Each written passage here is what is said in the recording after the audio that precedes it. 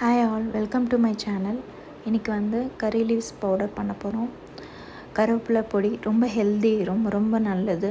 குழந்தைங்கலேருந்து பெரியவங்க வரைக்கும் எல்லோரும் சாப்பிட்லாம். ரொம்ப சூப்பராக டேஸ்டியாக இருக்கும். அதுக்கு ஃபஸ்ட்டு ஒரு கடாயில் 1 கப்பு துவரம்பருப்பு நல்லா பொன்னிறமாகிற வரைக்கும் நல்லா வறுத்துக்கணும். பருப்பு கலர் நல்லா சேஞ்ச் ஆகணும். அப்போ தான் நல்லா டேஸ்ட்டாக இருக்கும் பொடி. கருவேப்பிலையில் வந்து நிறைய நல்லது இருக்குது. முடிக்கு நல்லது, உடம்புக்கே ரொம்ப நல்லது. ஸோ வந்து நம்ம குழந்தைங்கலேருந்து பெரியவங்க வரைக்கும் எல்லாருக்கும் இட்லிக்கு சாதத்தில், சுட சாதத்தில் போட்டு கொஞ்சம் நெய் ஊற்றி சாப்பிட்டா சூப்பராக இருக்கும். சால்ட் ஆட் பண்ணி ரொம்ப நல்லது. 3/4 கப் பொட்டுக்கடலை எடுத்து அதுவும் இந்த மாதிரி நல்லா வறுத்துக்கிறேன்.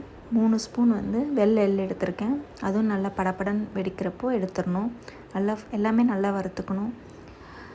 1 ஸ்பூன் மிளகு சின்ன ஸ்பூனில், அதுவும் நல்லா வறுத்துக்கணும். அது கூட 1 ஸ்பூன் வந்து ஜீரகம் நல்லா வறுத்துட்டு, ஃப்ரெஷ்ஷான கருவேப்பிலை நல்லா கழுவிட்டு இந்த மாதிரி தண்ணியெல்லாம் உலர்ந்ததுக்கப்புறம் இந்த மாதிரி நல்லா ஃப்ரை பண்ணிக்கணும். கருவேப்பிலை 1 கப் எடுத்திருக்கேன். பாருங்கள், நல்லா ஃப்ரை ஆகிடுச்சு. அதை நசுக்கி பார்த்தா உடையும், தூளாகும். அப்போ கருவேப்பிலை நல்லா வறுத்துருச்சுன்னு அர்த்தம். ஒரு 7 வரமிளகா நல்லா வறுத்துக்கிறேன். உங்களுக்கு காரம் வேணால் நீங்கள் இன்னும் 2 கூட ஆட் பண்ணிக்கலாம். நான் நார்மலாக காரம் எடுத்திருக்கேன். அது கூட வந்து கொஞ்சோண்டு எண்ணெய் ஊற்றி கொஞ்சமாக புளி போட்டு கொஞ்சம் எண்ணெயில் ஃப்ரை பண்ணணும். அவ்வளோதான். இப்போது அதுவும் ஃப்ரை பண்ணி எடுத்துகிட்டு ஒரு பிளேட்டுக்கு ட்ரான்ஸ்ஃபர் பண்ணிட்டேன்.